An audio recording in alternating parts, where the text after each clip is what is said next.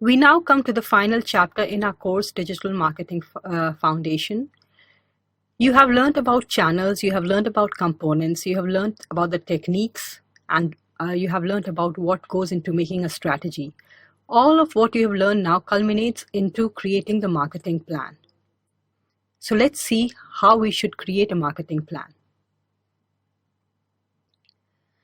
This is how a marketing budget looks like. As you can see, a bulk of it goes into TV, some of it goes into print, radio, and the smallest section goes to digital marketing, not realizing that by itself, digital marketing is a very large field. It includes digital advertising, even SMS, the website creation, maintenance of the website, the lead generation, everything in that small budget. So digital marketers need to be very smart and actually come down to each detailed section to make sure that they can deliver in that limited marketing plan.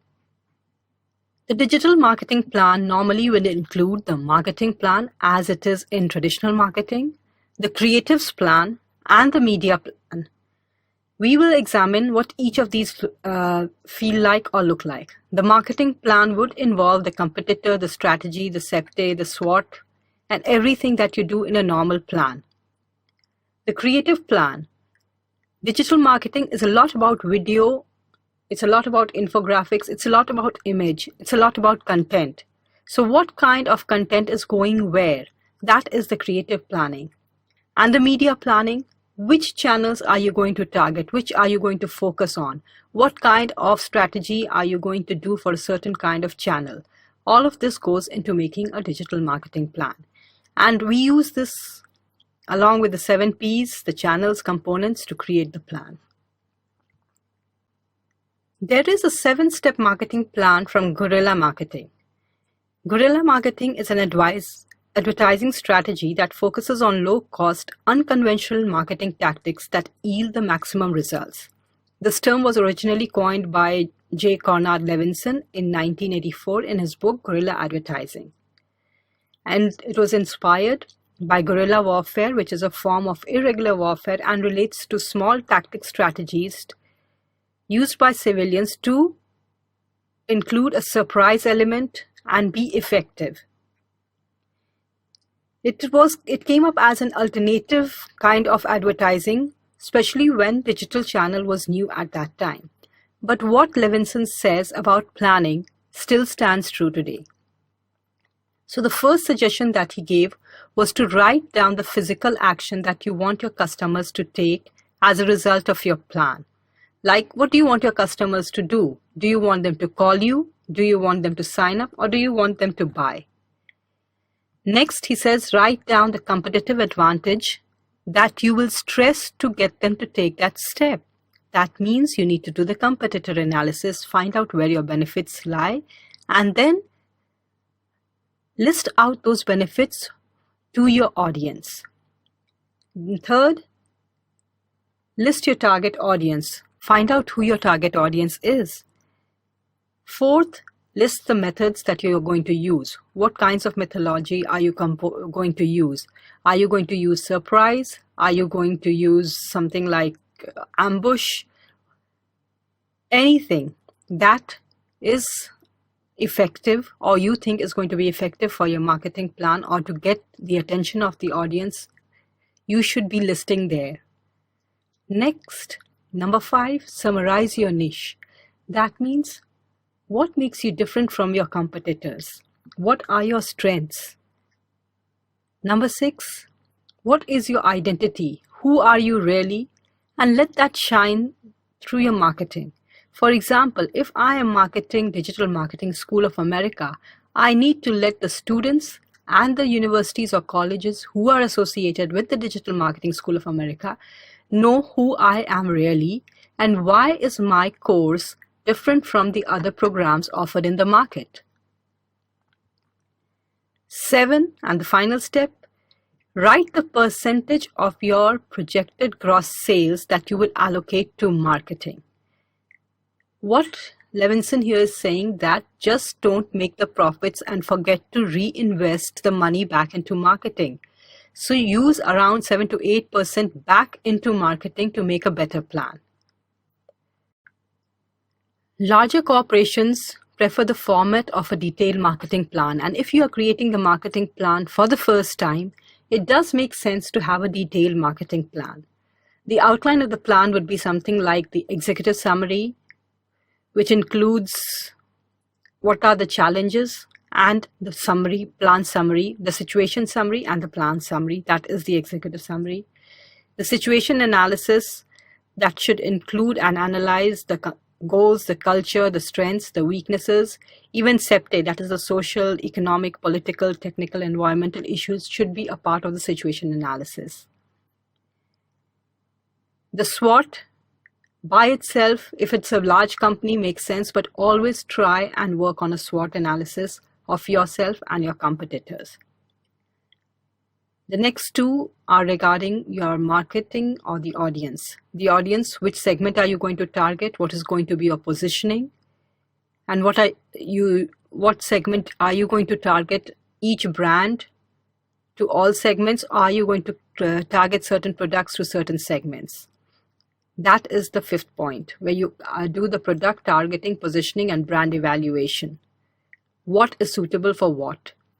Finally, now that you have the current situation, you know your strengths, you know the market, finally you come to the selected marketing strategy and tactics that you actually work out. For example, I know my students are on social media, so I am going to use social media or focus on social media for my business needs, something like that. Then you come to the challenges. A marketing plan should always cover the challenges, because the challenges assure you that you are going to perform better in future, and they make sure that you are resolving all the issues in your company. Finally, we come to measurement. That's long-term and short-term projections. What do you expect out of this campaign? What targets, what sales, what ROI, how many leads do you think are going to come in?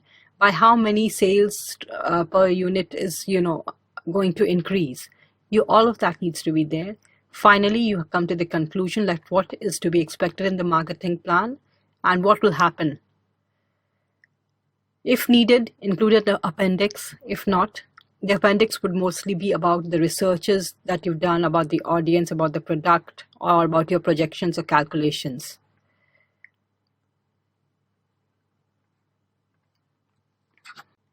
Those two plan structures apart, one of the most effective plan structures are where you find who your target audience is. You create personas for each of those audience.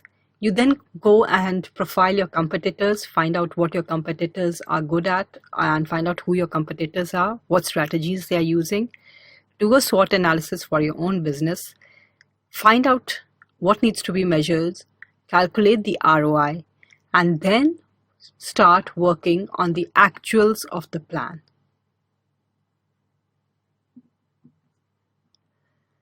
So this is what we should include in planning: the target market, the competitive edge, and the future. Finding what the future is does not insulate us from losses or any other calamities, but at least we know what we are going to be prepared for in the future. For example, if I am a company that builds fences and I am selling it along in my own area, in my neighborhood, a national competitor comes in and my business goes down. But that is something that I should have already anticipated, and I should have had a plan to either expand my own area of business or to invest into other verticals so that my income does not become less. This is the kind of planning we're talking when we talk about planning for the future.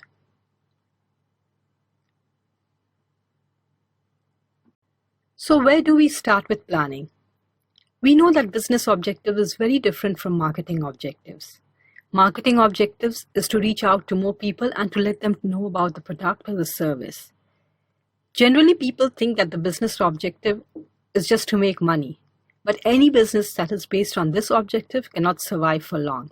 Business objective is about company vision, mission, For example, the business objective of digital marketing of America is to enable more and more people understand the concept of digital marketing so that they can do a better job. So when we start with planning, we already have decided to put the executive summary at the top. But for now, we start actually with the situation analysis. The situation analysis should include the competitor analysis, the SWOT, and the setting.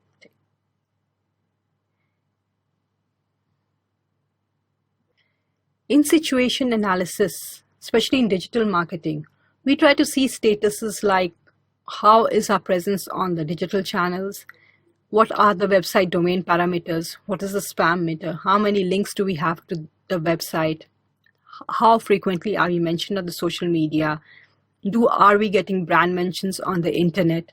These are some things that are actually analysis that matter in digital marketing. In competitor analysis, we try and find out who our online competitors are. For example, if I decide that I am going to invest in SEO, then my competitor for each keyword might be different because different websites might be ranking on the top 3 for different kinds of keywords. So digital competitors are generally different from offline competitors because that is the way the marketing is working. And remember, it's pull marketing. So people are searching for information on organic media, paid media, and social media. So focus on search when you are finding out your competitors. Here are some more tips on analyzing your competitor. Look at their keyword prioritization patterns, break down their rankings, monitor their online visibility, especially on search engines. Start with a visit to your competitor's website and make notes about the good and bad features. Then break down their customer acquisition strategy, analyze their direct, organic, and referral and other sources. Next, see what's broken and what's fixable. What works for them, what works for you. Review their content marketing and try and analyze if it's effective, if it's producing results. You can mostly do this analysis based upon the engagement that they are getting or the mentions that they are getting. Then again, look where they're advertising. Guess estimate whether their marketing budget is effective. So you kind of have a budget for yourself too when you are guess estimating their budget. Finally, check for unknown variables and determine if they are working in tandem or against business goals. Vibhu took these 6 steps from Avinash Kaushik's 10 best practices on Occam's Razor blog. And these are, you can use these tips to be added into your competitor profile checklist.